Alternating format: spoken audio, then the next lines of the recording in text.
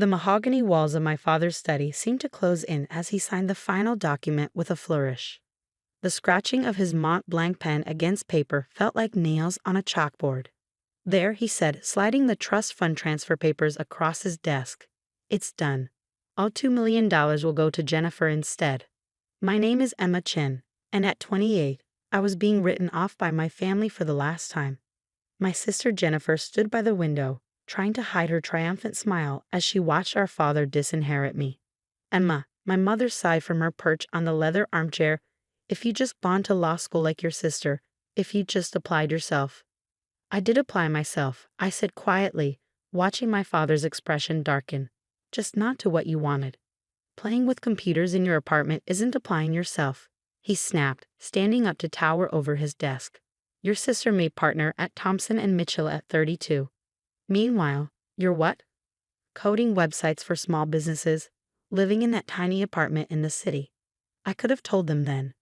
Could have explained that what they saw as playing with computers was actually the development of an age-driven financial technology platform that was about to revolutionize global markets. Could have mentioned the Series B funding meeting I had next week with venture capitalists who'd already valued my company at $300 million. But I didn't. I learned long ago that my family only saw what they wanted to see. You're right, I said instead, standing up. I'm clearly a disappointment. Jennifer deserves the money more than I do. Jennifer shifted uncomfortably by the window. For a moment, I caught a glimpse of the sister I used to know, the one who'd shared ice cream with me after bad days at school, who'd helped me with my math homework before our parents' expectations had driven a wedge between us. Emma, she started, but I held up a hand. It's fine, Jen, really. Congratulations on making partner. You've earned this. As I walked toward the door, my mother called after me. Will you at least join us for dinner? Your father's reserved a table at Le Bernardin to celebrate Jennifer's promotion. I turned back one last time, taking in the scene. My father's disapproving frown, my mother's practiced worry, Jennifer's mix of triumph and guilt. The study walls were lined with law degrees and bar association awards. Not a single photo of me or my accomplishments in sight. I have a meeting, I said, but enjoy dinner. The drive back to the city gave me time to think. The trust fund had never been about the money. I had more than enough of my own now. It was about what it represented. My parents had set up identical trusts for Jennifer and me when we were born, meant to be released on our 33rd birthdays. But a clause allowed them to redirect the funds if they felt one of us was failing to live up to the family standards. My phone buzzed with a text from Maya, my CTO. VCs moved the meeting up to tomorrow. You ready? I smiled, thinking about the presentation we prepared. More than ready, I typed back. Time to change the game. When I reached my apartment, the tiny space my father had sneered at, I kicked off my heels and walked straight to my home office. The wall-mounted screens displayed real-time data from our AI system's latest test run. Numbers scrolled past, each one representing another successful prediction, another validation of what we built. The playing with computers my father dismissed had led to the creation of ATGNA, adaptive trading heuristics and enhanced neural analytics, an AI system that could predict market movements with unprecedented accuracy, processing millions of data points to identify patterns human traders could never spot. My phone buzzed again. This time it was Jennifer. I'm sorry about Dad, her text read. You know how he gets. The trust fund doesn't matter anyway, right? You're doing fine with your computer stuff. I stared at the message, noting how even Jennifer's attempt at kindness came with a subtle dismissal of my work. Thanks, Jen, I replied. Enjoy dinner. Turning back to my screens, I pulled up the pitch deck for tomorrow's EC meeting.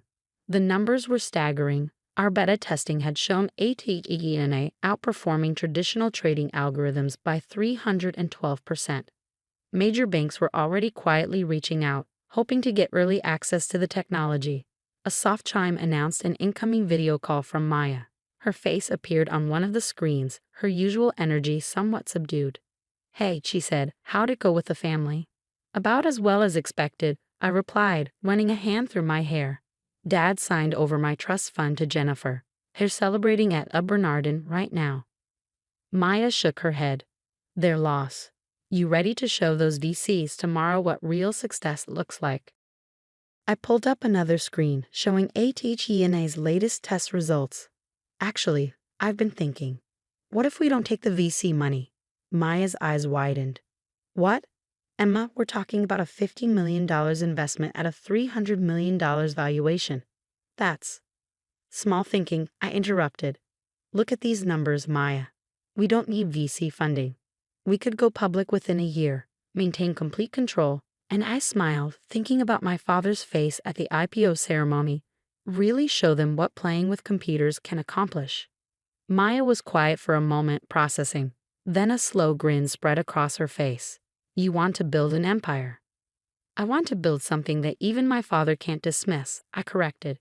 Something that changes the way the entire financial world operates. Your father's a corporate lawyer, Maya pointed out. Wouldn't he have heard about ATHENI if it's as revolutionary as we think? I laughed.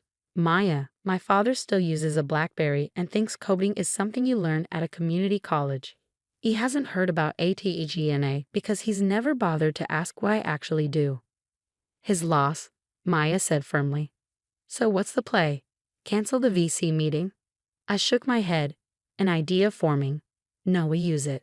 But instead of seeking investment, we pitch partnerships, get them to open doors to their network of financial institutions. We don't need their money, we need their connections. 6 months after being disinherited, I stood in our new office space in downtown Manhattan, watching our team of engineers work on ATENA's final testing phase. The floor-to-ceiling windows offered a perfect view of the financial district, the same institutions that would soon be revolutionized by our technology. Emma, Maya called from her workstation, you need to see this. I walked over, coffee in hand, to look at her screen. The latest simulation results were beyond even our most optimistic projections. Athena wasn't just predicting market movements, it was identifying market-moving events before they happened. Is this accurate? I asked, leaning closer to study the data. Maya nodded, her eyes bright with excitement. Triple verified.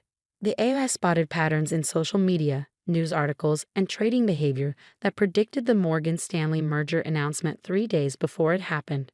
If this had been real trading instead of a simulation, we would have made billions, I finished. Have you shown this to the compliance team? That's the best part, she said, pulling up another screen. Everything's completely legal. Athena isn't using insider information. It's just better at connecting publicly available data points than any human could ever be. My phone buzzed. A text from Jennifer. Hey sis, haven't heard from you in months. Parents are worried. Dad says your phone number at the apartment is disconnected. I smiled slightly. Of course it was disconnected. We'd moved the entire operation to a $40 million office space 6 blocks from Wall Street, but my family still thought I was playing with computers in my tiny apartment. I'm fine, I texted back. Just busy with work. Another buzz, this time from our head of legal, David. SEC meeting confirmed for next week. They're interested in the compliance protocols. That was an understatement. When word had gotten out that we were developing something revolutionary in the fintech space, the SEC had practically begged for a meeting. They wanted to understand our technology before it hit the market. Smart of them, really. Ms. Chen. Our receptionist's voice came through the intercom. There's a Mr. Thompson here to see you. He says he's from Thompson and Mitchell. My heart skipped a beat. Thompson and Mitchell, Jennifer's law firm. One of the largest corporate law firms in the city. Send him in, I said, straightening my blazer.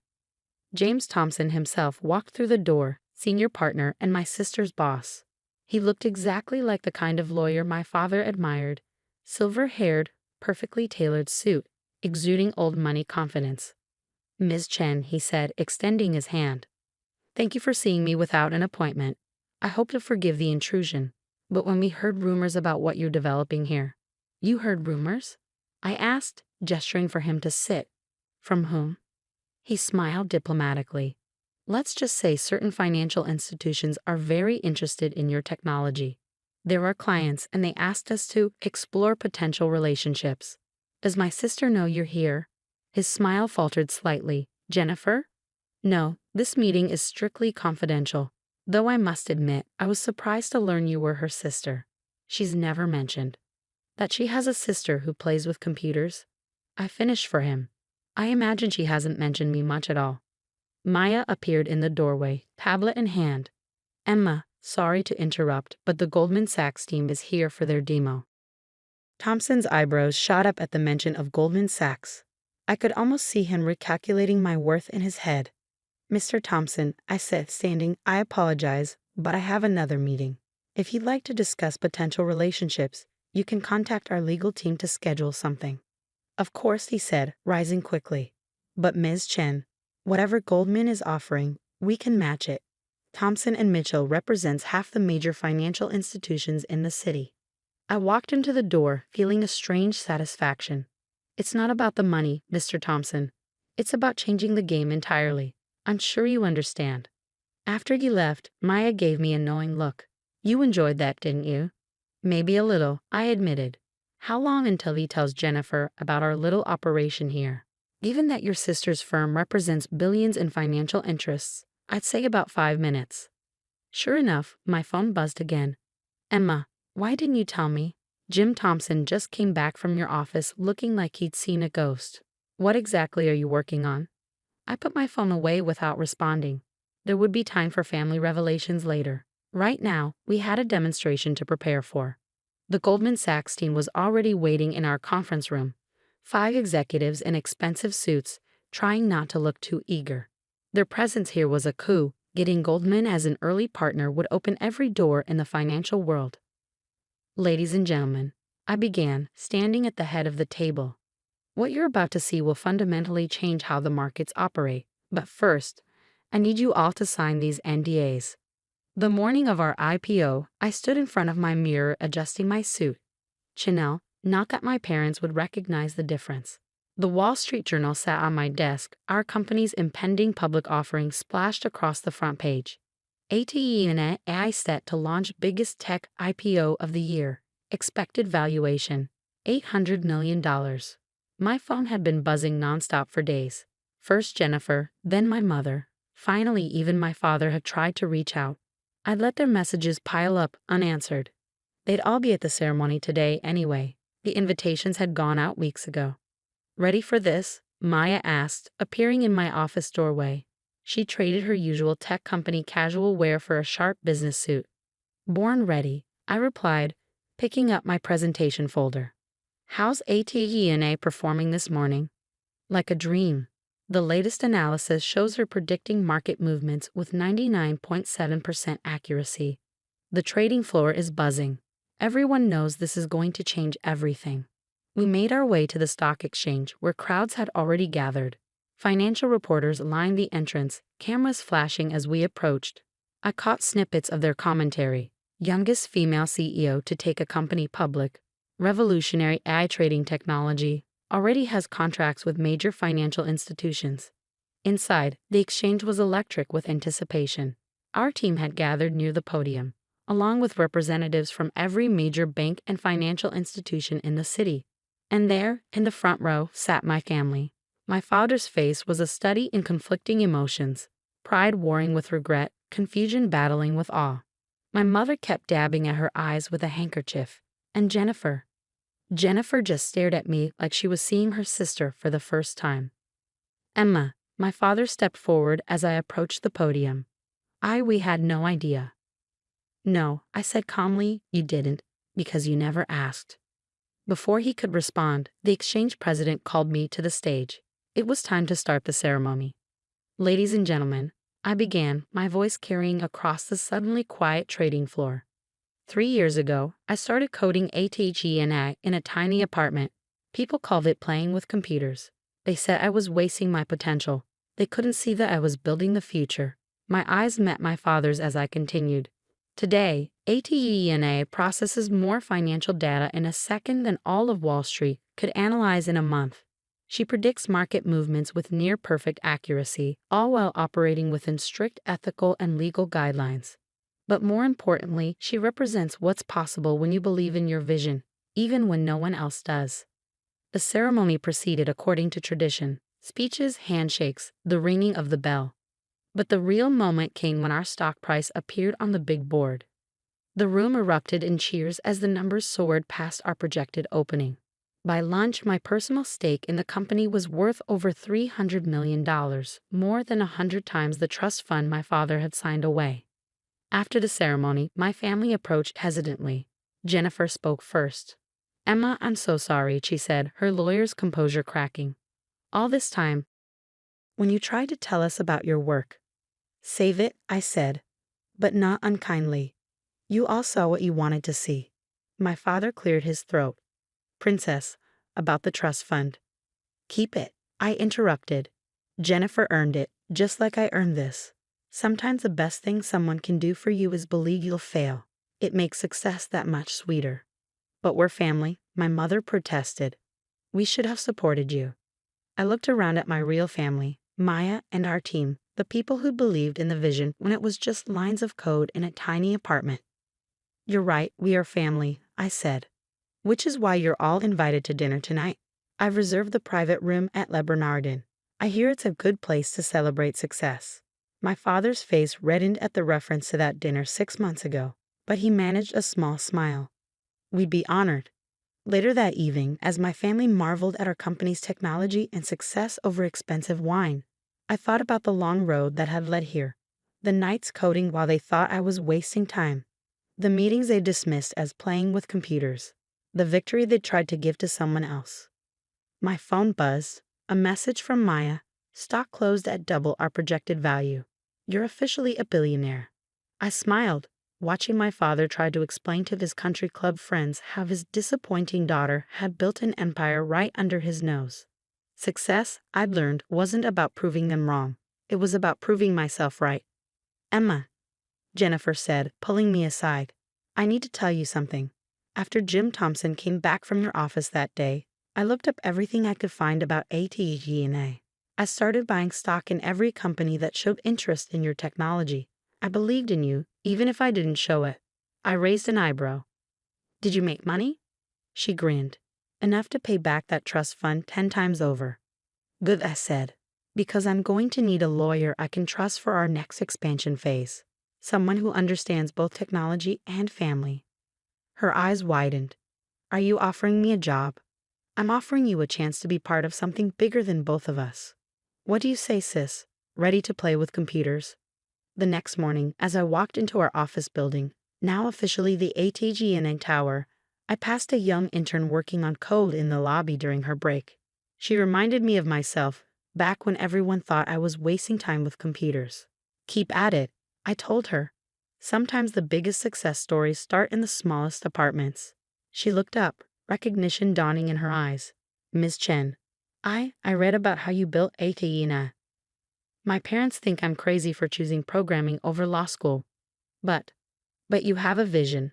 I finished for her. "Hold on to that. And remember, the people who underestimate you today will be reading about you tomorrow." As I rode the elevator to my office, I thought about legacy. Not the kind my father had tried to force on me, but the kind you build yourself, one line of code at a time. Athena wasn't just changing the financial world, she was proving that success doesn't always look like people expect it to. And sometimes, the best inheritance isn't the one you're given, it's the one you create for yourself.